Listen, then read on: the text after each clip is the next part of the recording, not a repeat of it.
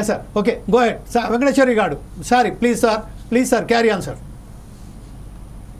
ఇప్పుడు ఈ తెలుగుదేశం వారు కానీ, ఆంధ్రప్రదేశ్ కూటమి ప్రభుత్వం కానీ, వారి తరపున ఉన్న ప్రతినిధులు కానీ సామాజిక మాధ్యమాల్లో కావచ్చు, డయాసుల మీద కావచ్చు, అధికార ప్రకటనల మీద కావచ్చు, వాళ్ళు చాలా ప్రకటనలు అద్భుతంగా ప్రకటిస్తారు.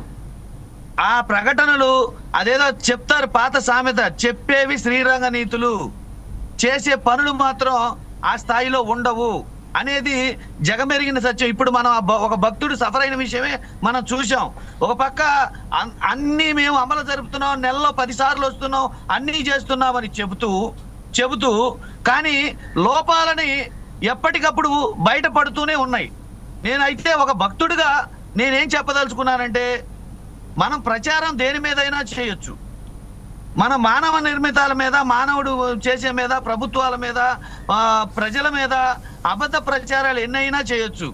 కానీ దేవుడు మీద కూడా మనం చెయ్యలేని పనులు మనం చేశామని, చేస్తున్నామని, చేయబోతున్నామని చెప్పడం, దేవుణ్ణి కూడా ప్రచారానికి వాడుకోవడం అనేది చాలా దౌర్భాగ్యకరమైన విషయం.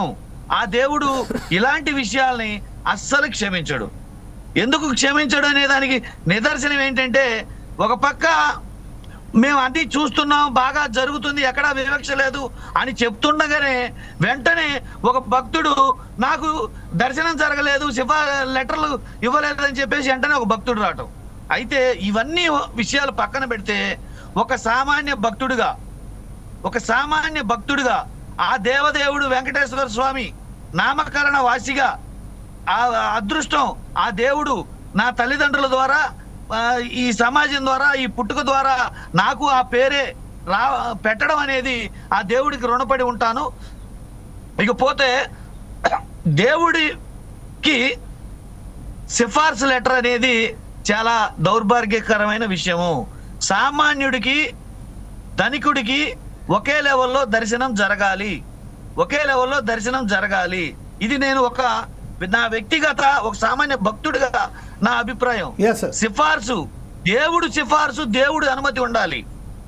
అమెరికా అధ్యక్షుడికైనా, ఆంధ్రప్రదేశ్లో సామాన్య భక్తుడికైనా ఒకటే రూల్ ఉండాలి, ఒకటే సిఫార్సు ఉండాలి. అది దేవుడి సిఫార్సు అయి ఉండాలి.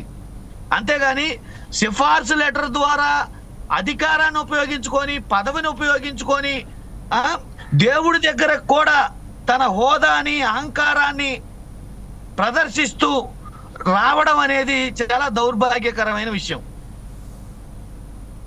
దేవుడి దగ్గరికి దేవుడి అనుమతితో రావాలండి. దేవుడి అనుమతి లేకుండా ఎవ్వరి అనుమతి ఉన్నా ఆ దేవుడి దగ్గరికి నువ్వు చేరుకోలేవు. దేవుడి దగ్గరికి చేరుకోవటం అంటే కొండెక్కి అక్కడికి వెళ్ళి దండం పెట్టుకొని రావడం కాదు. దేవుడి దగ్గరికి చేరుకోవటం అంటే ఆయన మనసులోకి చేరుకోవటం, ఆయన దృష్టిలోకి చేరుకోవటం. అది చేరుకోవాలంటే ఆయన అనుమతి అవసరం. ఒకసారి మనం అనుమతి ఉంటే మూర్తి గారి దగ్గరికి వెళ్దాం. మూర్తి గారు, అదే విశ్లేషకులుగా మీరేమంటారండి?